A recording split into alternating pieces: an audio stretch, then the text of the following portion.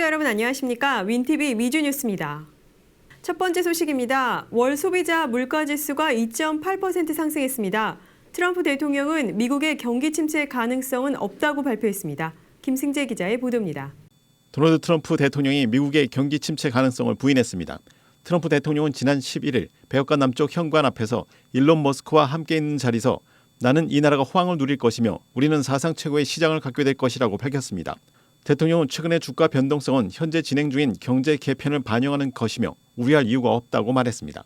트럼프는 주가가 오르기도 하고 내리기도 하겠지만 우리가 진정으로 해야 할 일은 나라를 재건하는 것이며 우리는 가장 크고 최고이며 우리나라를 다시 부유하게 만들고 일자리를 되찾을 수 있을 것이라고 매우 낙관한다고 전했습니다.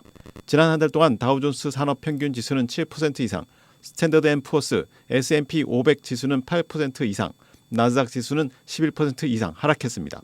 또한 지난 몇 주 동안 애플, 마이크로소프트, 테슬라를 비롯한 여러 기업의 주가가 최근 며칠 동안 큰 폭으로 하락한 것으로 나타났습니다. 경기 침체에 대한 소문이 계속되고 있지만 트럼프 대통령은 경기 회복이 임박했다고 확진했습니다.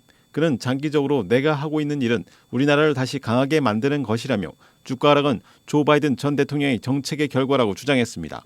같은 날 캐롤라인 레빗 백악관 대변인은 오늘 우리가 보는 숫자는 한순간의 스냅샷이라면서 우리는 경제적 악몽에서 비롯된 혼란에서 경제적 전환기에 있다고 밝혔습니다. 그는 관세를 통해 제조업 일자리를 되찾고 수익을 창출하려는 대통령의 의지가 미국 전역의 지역사회에 도움이 될 것이라고 말했습니다. 대통령은 11일 비즈니스 원탁 회의에 참석한 경영자들에게 관세가 엄청나게 긍정적인 영향을 미치고 있다며 규제 완화 및 감세와 함께 행정부는 미국인들이 보상을 받을 것이라고 확신한다고 밝혔습니다. 대통령은 또한 최근 모기지 대출 비용이 개선된 것을 생활비 부담이 완화되고 있다는 신호로 지적했습니다. 지난 12일 미 노동부가 발표한 자료에 따르면 미국의 2월 CPI 물가 지수가 소폭 상승한 것으로 나타났습니다. 연 2.8%로 전월에 비해 0.2% 상승했습니다. 이는 시장 예상치보다 적은 수치인 것으로 나타났습니다. 윈TV 뉴스 김승재입니다.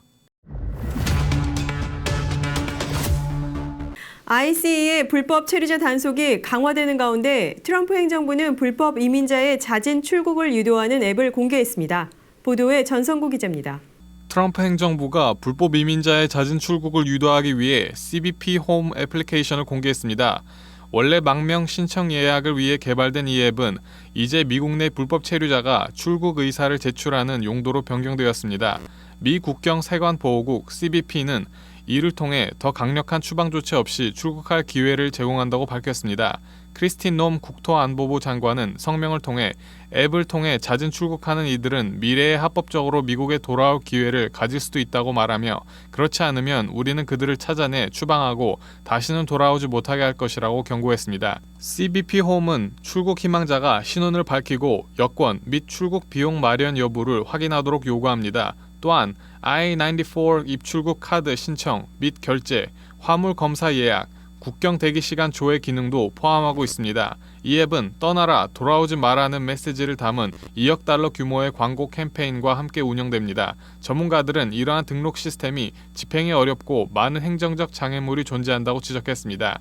ICE의 불법 체류자 단속이 강화되는 가운데 이민 정책 변화를 둘러싼 논란이 지속될 전망입니다. 윈TV 뉴스 전성구입니다.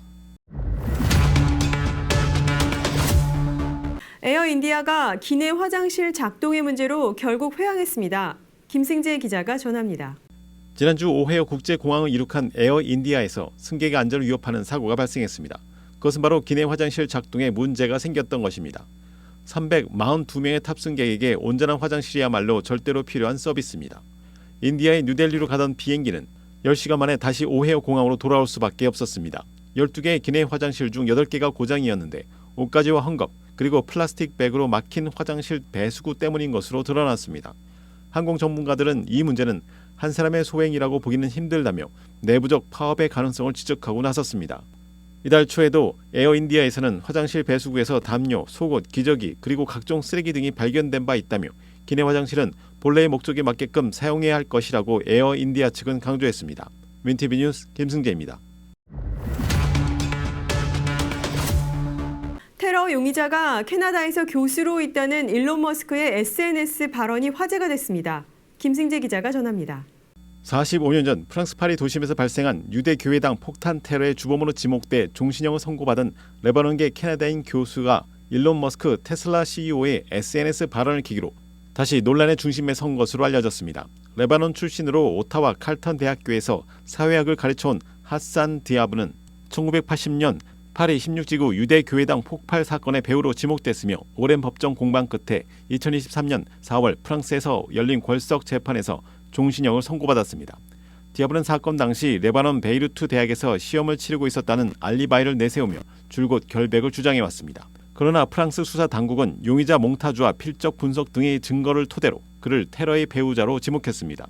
캐나다 정부는 프랑스와 범죄인 인도 조약을 맺고 있음에도 불구하고 디아브의 신병을 넘겨달라는 프랑스의 요청을 거부하고 있습니다. 이는 프랑스 법원의 판결을 신뢰하기 어렵고 증거가 불충분하다는 당사자와 인권단체의 반발을 고려한 결정으로 해석됩니다. 머스크는 자신이 운영하는 SNS 플랫폼 X에서 대량 살해범이 캐나다에서 교수로 자유롭게 살고 있다고 라는 글을 올리며 이 사건을 공론화했습니다. 이에 대해 테러 혐의로 유죄 판결을 받은 그가 행동하는 사회정의라는 과목을 강의하는 것이 적절한지 논란이 커졌으며 그의 이메일 계정으로 살해 위협까지 이어졌습니다. 윈티비 뉴스 김승재입니다. 사우스웨스트 에어라인은 더 이상 전 고객의 무료 수화물 정책은 없다고 발표했습니다. 전성구 기자가 전합니다. 사우스웨스트 에어라인이 지난 50년 이상 실시해온 무료 수화물 정책을 폐기합니다. 이른바 Two bags, fly free라는 캐치프레이즈를 내걸던 사우스웨스트 항공사 측은 더 이상 전 고객의 무료 서비스는 없다고 밝혔습니다. 따라서 일부 탑승객들에게는 가방에 대한 수수료를 부과하게 된다고 덧붙였습니다. 사우스웨스트 에어라인은 수화물을 무료로 실어준다는 이유가 바로 고객이 몰리는 가장 큰 이유로 알려져 있습니다. Two bag, fly free는 사우스웨스트 웹사이트의 등록 상표입니다.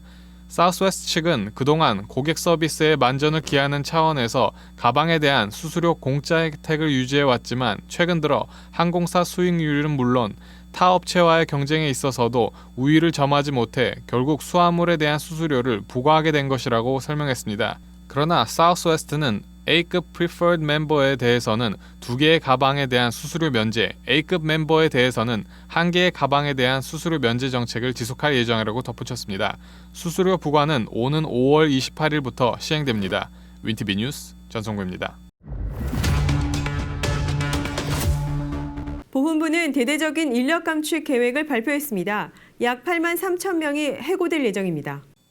미국 보훈부는 2025년 약 8만 3천 명의 직원을 감원하겠다며 대대적인 인력 감축 계획을 발표했습니다.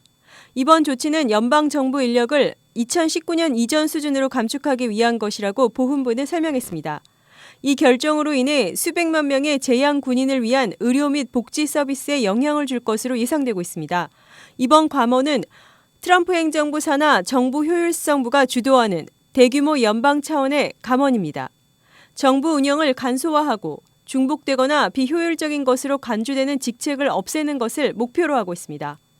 보훈부 통계에 따르면 현재 보훈부 직원 수는 48만 명을 넘어섰으며 이번 감축으로 2019년과 비슷한 수준인 40만 명에 근접하게 될 것으로 예상됩니다. 더그 콜린스 미국 보훈부 장관은 보훈과 양질의 서비스를 유지하면서 비용을 절감할 필요가 있다며 이 계획을 옹호했습니다. 그는 우리의 목표는 낭비와 비효율을 없애는 동시에 재향 군인들이 최고 수준의 치료를 계속 받을 수 있도록 하는 것이라고 밝혔습니다. 미국 보훈부는 수백만 명의 미국 재향 군인에게 의료, 장애 및 기타 필수 서비스를 제공합니다. 비평가들은 이러한 대규모 인력 감축이 대기 시간 연장, 의료시설의 인력 부족, 서비스 품질 저하로 이어질 수 있다고 주장했습니다. 공화당 의원들은 정부 지출을 줄이기 위해 삭감이 필요하다고 옹호하는 반면 민주당과 재향군인 옹호단체는 군 복무 중인 사람들에게도 영향을 줄 것이라고 말하고 있습니다. 로컬 뉴스입니다. 3월 18일부터 케네디 고속도로의 공사가 시작됩니다. 시카고 지역 운전자들이 극심한 교통체증을 겪을 것으로 보입니다. 일리노이 주교통국이 1억 6,900만 달러 규모의 케네디 고속도로 재건축 프로젝트의 마지막 단계에 돌입하면서 시카고 지역 운전자들은 다시 한번 극심한 교통체증을 겪을 것으로 예상됩니다. 일리노이주 교통국 관계자들은 화요일 기자회견을 통해 3월 18일 아침 출근 시간부터 케네디 고속도로 아웃바운드 차선 폐쇄, 교량 보수, 일부 가변 차선 폐쇄가 시작된다고 밝혔습니다. 2025년 말까지 최소 2개의 아웃바운드 로컬 차선이 동시에 폐쇄될 예정입니다. 디비전에서 포스터 구간까지 가변 고속차선은 공사기간 내내 아웃바운드 방향으로 유지됩니다. 이는 아웃바운드 고속차선이 운전자를 오헤어 국제공항으로 직접 연결할 수 없다는 것을 의미하며 에덴스 고속도로로만 진출할 수 있습니다.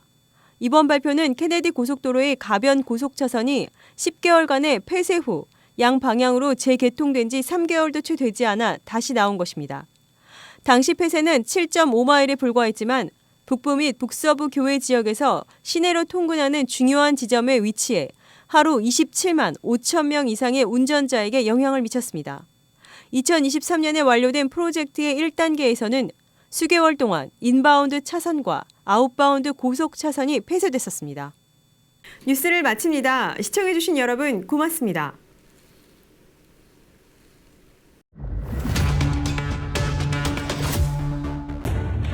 채널 24.5 윈티비 시카고.